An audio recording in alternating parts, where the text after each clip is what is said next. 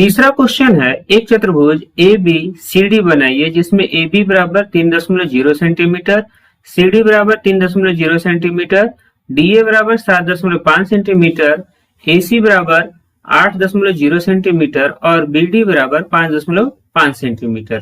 तो देखिए यहाँ हमें त्रिभुज की 3 भुजाएं और 2 विकर्ण प्राप्त हैं। भुजाएं हैं हमारी ए बी, सी डी और डी ए। ठीक है, यह तीनों चतुर्भुज की भुजाएं हैं और AC तथा BD चतुर्भुज के विकर्ण हैं। ठीक है, तो देखिए अब चतुर्भुज की रचना करने के लिए सबसे पहले हम इनकी भुजाओं में से किसी एक भुजा को आधार के रूप में लेंगे। तो अगर हमने मान लिया कि AB को आधार के रूप में लिया, AB बराबर 3.0 सेंटीमीटर अगर हमने आधार भुजा ले लिया।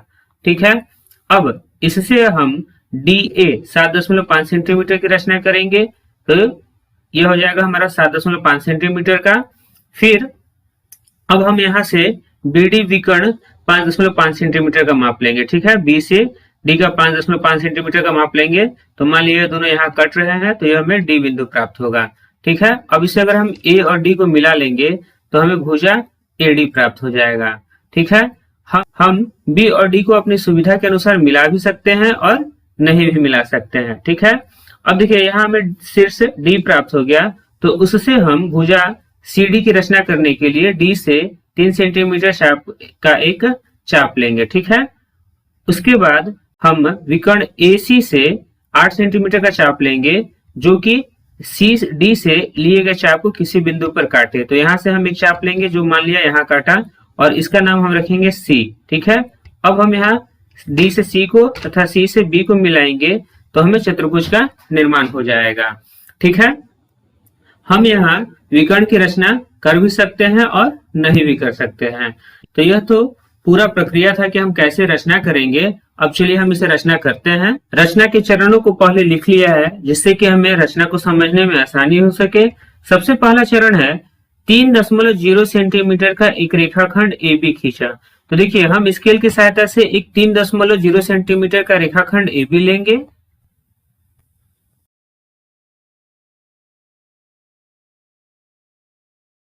तो देखिए हमने यहाँ 3 सेंटीमीटर माप का एक रेखाखंड AB ले लिया।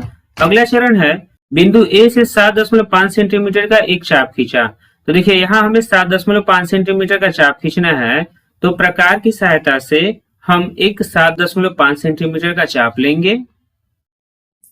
तो देखिए यहाँ हमने एक चाप 7.5 सेंटीमीटर का ले लिया। अब प्रकार का नोक बिंदु A पर रखते हुए एक चाप हम ऊपर की तरफ लगा रहे हैं। ठीक है, अगला चरण है बिंदु B से 5.5 सेंटीमीटर का एक चाप खींचा जो A से लिए गए चाप को बिंदु D पर काटे। अब देखिए यहाँ हमें 5.5 सेंटीमीटर का माप का एक चाप प्रकार पर लेना है और प्रकार की नोक को बिंदु B पर रखते हुए एक चाप इस प्रकार लगाना है कि A से लिए गए चाप को किसी भी बिंदु पर काटे। तो देखिए यहाँ हमने 5.5 सेंटीमीटर माप का एक चाप ले लिया। अब प्रकार की नोक को बिंदु B पर रखते हुए एक चाप हम लगाएंगे जो कि AD चाप को किसी भी बिंदु पर काटे। तो देखिए यह दोनों चाप एक दूसरे को इस बिंदु पर काट रहे हैं। यह बिंदु हमारा बिंदु D होगा। ठीक है, अब इसे अगला चरण है भुजा AD को मिलाया। अब हम A और D को मिलाएंगे। तो देखिए हमें भुजा AD 7.5 सेंटीमीटर का प्राप्त हो गया। ठीक है, अगला चरण है बिंदु D से 3.0 सेंटीमीटर का एक चाप खींचा। अब देखिए प्रकार की नोक को हम बिंदु D पर रखते हुए एक चाप 3 सेंटीमीटर का इस तरफ खींचेंगे।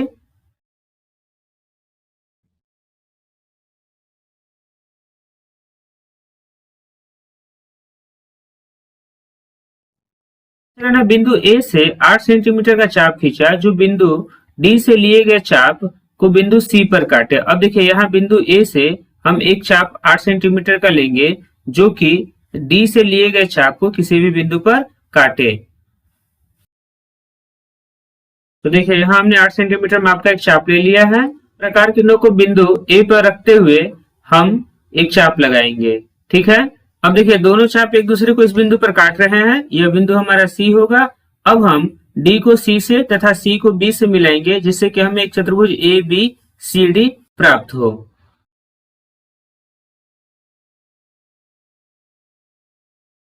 तो देखिए यहाँ हमें एक चतुर्भुज ए बी सी डी प्राप्त हो रहा है, जिसमें ए बी की लंबाई 3 सेंटीमीटर, बी सी हमें दिया नहीं गया है, सी डी की लंबाई 3.0 सेंटीमीटर है।